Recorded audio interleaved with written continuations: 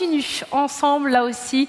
Coucou aux personnes qui nous regardent au live, bien évidemment. On est aussi linké sur LinkedIn, c'est peu de le dire, avec le Hub TV.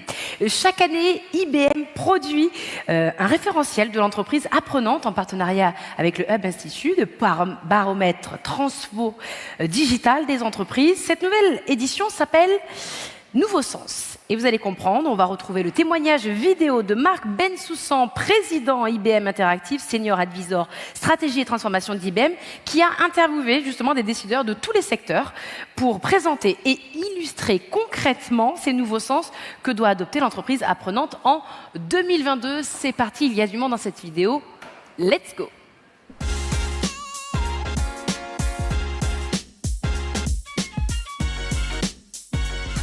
Bonjour à tous, merci à tous mes invités d'être avec moi sur ce plateau aujourd'hui. Je vais essayer de partager les leçons du référentiel de l'entreprise apprenante et c'est la 7e édition maintenant. Qu'est-ce qu'il en ressort?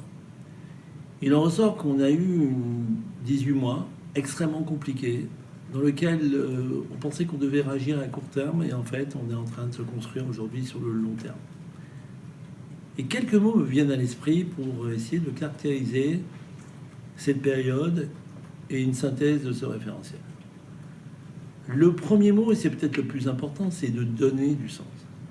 Donner du sens dans ce qu'on fait tous les matins, donner du sens aux entreprises, donner du sens entre sa vie professionnelle et sa vie privée, c'est donner du sens. Vous ne pouvez plus travailler sans avoir en tête ce mot, donner du sens.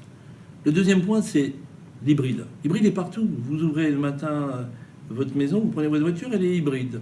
L'entreprise privée et publique sont hybrides. L'intelligence augmentée, à savoir l'être humain et la machine, sont hybrides. La petite entreprise et la grosse entreprise sont hybrides. Vous inventez le vaccin avec une entreprise hybride. D'un côté, une boîte d'une petite taille, BioNTech, de l'autre côté, Pfizer. Tout devient hybride. Le troisième point, peut-être le troisième mot qui me vient à l'esprit, c'est ouvrir. Dans ces périodes compliquées, on voit l'histoire, on peut tout fermer ou ouvrir tout en essayant d'évaluer les risques. Vous ouvrez vers l'autre, vous ouvrez les espaces physiques. Les systèmes d'information sont en train de s'ouvrir, on n'est plus dans des systèmes d'information ouverts, on est sur des systèmes d'information qui s'ouvrent en termes de partenariat et plus largement, plus vous ouvrez, plus le business se développe, et on parlera tout à l'heure, par exemple, des plateformes. Le dernier mot qui me vient à l'esprit, c'est peut-être le mot accélérer, en même temps qu'être agile. Est-ce que vous pouvez encore aujourd'hui expliquer à vos entreprises, à vos clients, à vos équipes, qu'on peut ne pas être rapide? Comment expliquer ça quand on sait qu'on a fabriqué un vaccin en 10 mois, alors que d'habitude on mettait 30 ans? On ne peut plus ne plus être rapide. Donc, de manière claire, ce mot rapidité, agilité, accélération devient essentiel dans la transformation des entreprises.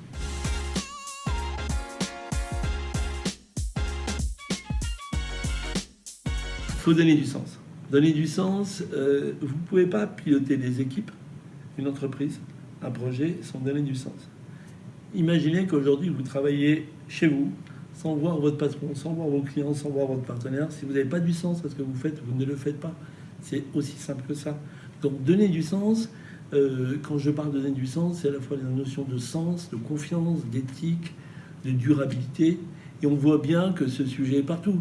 Si vous prenez l'exemple de Picard, qui essaye de toucher de nouveaux publics justement sensibles aux avantages de l'environnement sur le surgelé, si vous prenez Honnête, qui devient une société à mission, on voit bien que partout, le sens fait sens. La protection de l'environnement dans le groupe Bouygues, c'est une approche plurielle. Il y a beaucoup d'éléments à prendre en compte, à commencer par le climat, bien sûr, c'est plus que d'actualité, mais aussi les enjeux de biodiversité qui sont énormes, compte tenu de la nature des activités du groupe, et puis les sujets classiques du droit de l'environnement, les déchets, la consommation de ressources, etc. Donc c'est une démarche aujourd'hui qui est prise en compte en fait par les directions en charge de ces sujets aux côtés des managers. Et ce qu'on essaye de faire, bien sûr, c'est d'aller bien au-delà des obligations légales, de manière à faire de ce sujet environnemental un élément de différenciation par rapport à nos concurrents. et d'apparaître aux yeux de nos parties prenantes comme une entreprise responsable qui dépasse les attentes purement réglementaires. Alors à titre d'exemple sur l'enjeu biodiversité, Bouygues Immobilier, qui est l'une des 5 filiales du groupe Bouygues, a récemment indiqué qu'ils avaient mis en place une calculette biodiversité pour calculer en fait le potentiel biodive associé à chaque programme immobilier, qui leur permet d'enrichir le contenu du programme par tout ce qui peut être fait en matière d'aménagement d'espaces verts, et de vivants plus exactement, parce que ça va bien au-delà des espaces verts. Donc de remettre du vivant dans le programme et d'utiliser aussi les services produits par la nature comme élément qui enrichit en fait le contenu du programme. La préoccupation environnementale est une préoccupation majeure chez Bolloré Transport et Logistics. Je vais essayer d'illustrer ça à travers quelques exemples. Quand on fait une proposition à un client, une cotation, on intègre toujours la dimension environnementale. Et puis le client a le choix. Il peut choisir la solution verte, la solution la plus rapide ou la solution la moins chère. Mais il y a toujours la solution verte qui lui est proposée. Et là, on donne l'impact environnemental, c'est-à-dire la consommation carbone que représente chacune de ces solutions. Si on regarde notre activité sur les ports, Bolloré Ports, on a un label Green Terminal. Ça veut dire quoi ce label? C'est-à-dire que la préoccupation environnementale est à tous les moments de la chaîne économique des ports, soit à travers la digitalisation de documents, soit à travers éventuellement des engins à propulsion électrique plutôt que thermique, à travers aussi l'optimisation du remplissage des conteneurs. Cette optimisation, c'est une préoccupation qu'on a aussi chez Bolloré Énergie et chez Bolloré Logistics. Essayer d'optimiser le remplissage des camions, le remplissage des conteneurs, des bateaux, optimiser les tournées, parce que bien évidemment ça améliore le résultat de l'entreprise et ça contribue de manière positive à l'empreinte carbone. Enfin, sachez que notre démarche RSE a reçu le label EcoVadis. Alors finalement, on a une conviction chez Bolloré Transport et Logistics, c'est que la dimension environnementale accompagne de manière positive et constructive la rentabilité financière de l'entreprise.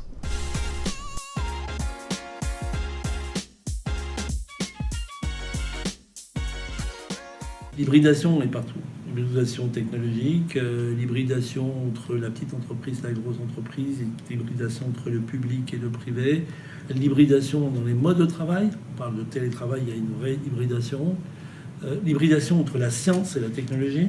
Imaginez que si on n'avait pas hybridé à la fois la data et la science, certainement qu'on n'aurait pas trouvé les remèdes et les vaccins qu'on a pu développer en à peine 10 mois. L'hybridation entre l'être humain et la machine, cette hybridation est partout.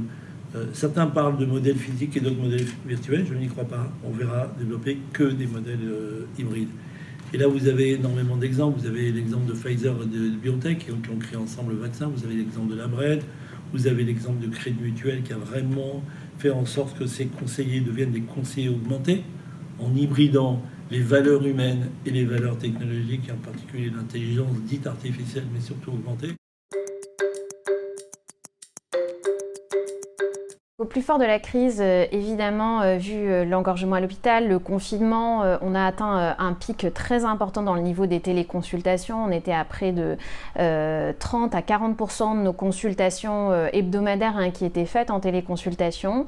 Ça représentait à l'époque à peu près 16 000 téléconsultations par semaine. Aujourd'hui, bien sûr, on est dans des téléconsultations qui sont moins contraintes, qui sont plus choisies au moment judicieux pour le patient et évidemment pour permettre aussi d'économiser les déplacements et le contact avec le milieu hospitalier pour toutes les personnes les plus fragiles. Et donc, on est aujourd'hui dans un équilibre plus raisonnable qui est autour de 5% à 10% selon les spécialités de nos consultations qui se font à distance, qui se font en téléconsultation. On voit que cet usage, il va être aussi amené amené à se développer, on a besoin de former les patients, de les rassurer. On a aussi besoin de former nos professionnels qui parfois peuvent être déstabilisés par une relation plus à distance, avec moins de contact humain que ce qu'ils envisageaient initialement. Et donc évidemment, on a un travail très fort avec toutes nos sociétés savantes, avec toutes nos disciplines pour rassurer et donner les bonnes pratiques sur la place de la téléconsultation dans le suivi médical et pour chacune des disciplines, puisqu'évidemment chacune a ses spécificités. On n'est vraiment qu'au début, après une période vraiment tout en distanciel. Depuis un an, en réalité, on se retrouve avec des personnes sur site, des personnes à l'extérieur, et cette fameuse hybridation des méthodes de travail. Alors le premier apprentissage, quand même, on peut quasiment tout faire en distanciel. Simplement, au fil du temps, les relations se délitent, et il y a bien ce besoin de se revoir pour être sûr qu'on est en train de travailler ensemble. L'enjeu aujourd'hui, c'est vraiment quel degré d'hybridation, quels sont les types de collaborations qui nécessitent une présence, quels sont les types de collaborations qui peuvent se faire à distance. Et pour moi, finalement, le pire, c'est quand on fait revenir des équipes sur place, sur site, et qui vont travailler toute la journée en distanciel, sur leurs outils digitaux. Là, on est en train de rater quelque chose.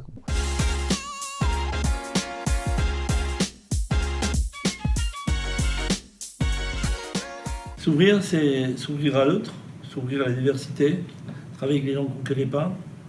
S'ouvrir, c'est aussi travailler sur des plateaux beaucoup plus ouverts, aussi facilement que ça, des plateaux qui sont ouverts à l'autre. S'ouvrir, c'est faire en sorte qu'une entreprise qui travaillait plutôt en mode fermé puisse s'ouvrir à d'autres entreprises en mode écosystème. Et si vous prenez par exemple l'exemple de Renault qui crée une business platform avec 70 partenaires sur la traçabilité des pièces, vous prenez aussi AstraZeneca qui travaille avec GSK, vous avez énormément d'exemples d'entreprises qui, en s'ouvrant, ont réglé des problèmes de société et ont continué à faire de la croissance.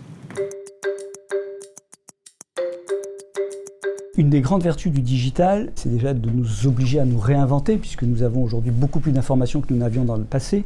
Ça nous oblige aussi à nous ouvrir vers les autres, puisque le digital, c'est tout ce qui concerne la data, la gestion de la data, comment on l'obtient, comment on la traite, comment on l'analyse, comment on l'exploite. Et cette data, elle a d'autant plus de valeur qu'elle est partagée, échangée avec d'autres. On arrive à trouver beaucoup plus de valeur dans nos métiers lorsque on parle avec d'autres opérateurs et que l'on échange nos données.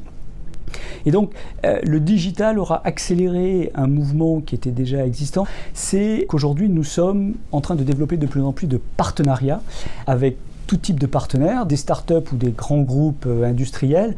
Mais aujourd'hui, on se rend compte que pour avancer vite et bien, on est amené à ouvrir nos systèmes, à échanger beaucoup plus et à co-construire des solutions pour le bien et le bien-être de nos concitoyens. Donc, s'il fallait que je prenne quelques exemples, nous venons de signer un accord avec Schneider Electric pour construire une société commune qui va être un pur éditeur de software pour le monde de l'eau. Ce travail partenarial avec à la fois les industriels, avec les acteurs de ville, je pense qu'on a tous connu ces réussites ensemble et ça crée forcément aussi une histoire commune, des habitudes de travail en commun que j'espère nous arriverons à garder.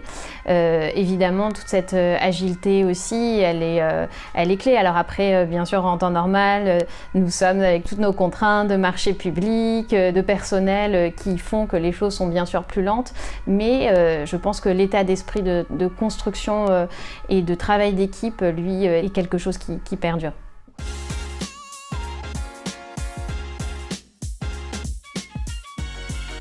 Accélérer, être rapide.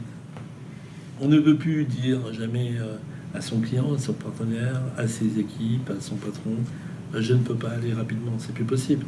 Quand vous avez un vaccin qui s'est développé en 10 mois au lieu de mettre 30 ans, on comprend bien que ce qu'on a été capable de faire en 20 fois ou 30 fois moins de temps, on doit être capable de le faire dans tous les domaines, dans la vie professionnelle, dans la technologie, dans le business, dans les partenariats. On doit aller beaucoup plus vite aussi.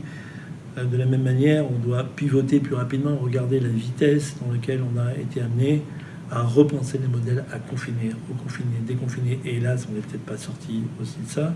Ça a développé une agilité qui nous a permis de transformer nos entreprises, certainement dans la durée.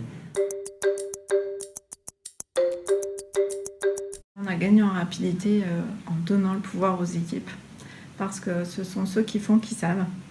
Et dans la période qu'on a traversée, ils se sont mobilisés de manière extraordinaire et incroyable pour arriver à répondre à toutes les demandes, à réaliser leurs activités habituelles chez eux.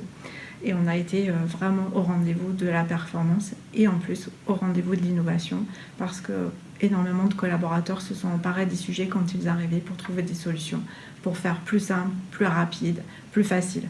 Ça a été vraiment un raz-de-marée autour de l'innovation. Et donc aujourd'hui, nous poursuivons sur cette vague avec bien sûr toujours ces démarches de responsabilisation qui amènent des besoins particuliers, des expressions des collaborateurs que ensuite on va traiter sous forme de digitalisation. Chez nous, c'est vraiment la digitalisation qui est au service des hommes et des femmes. Notre richesse, ce sont les hommes et les femmes, vous l'avez compris. Et ce qui l'essentiel part de l'expérience salariée. Tout ce qui est digital, automatisation, intelligence artificielle, analyse des données, est forcément initié par une demande de salariés et au service de nos salariés.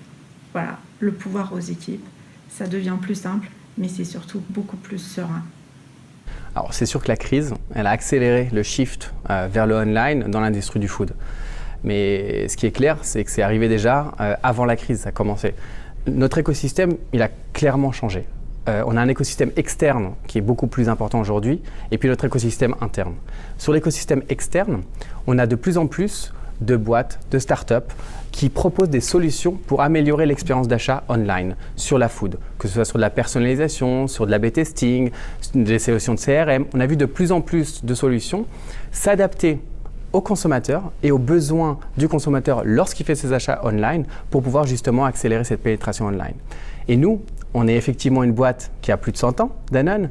En revanche, on a essayé d'être le plus agile possible. Parce que si demain, quand tu discutes avec une start-up, tu lui dis qu'il va falloir des mois et des mois de négociations sur le contrat, sur la partie légale, etc., tu ne vas pas pouvoir aller vite. Donc on a dû s'adapter, créer des nouveaux process, qui est des process beaucoup plus rapides pour être agile, faire du test and learn. Parce qu'aujourd'hui, c'est clairement ce qu'on a essayé de faire sur les 18 derniers mois, c'est faire du test and learn un petit peu partout dans le monde pour vraiment apprendre de ce qu'on peut appliquer d'un pays à un autre et évidemment partager en fait les best practices entre les différents pays. Merci à tous les participants sur mon plateau aujourd'hui. Merci à toutes les équipes qui ont travaillé pour la publication du 7e référentiel. Merci à toutes les personnes qu'on a pu interviewer pour ce référentiel.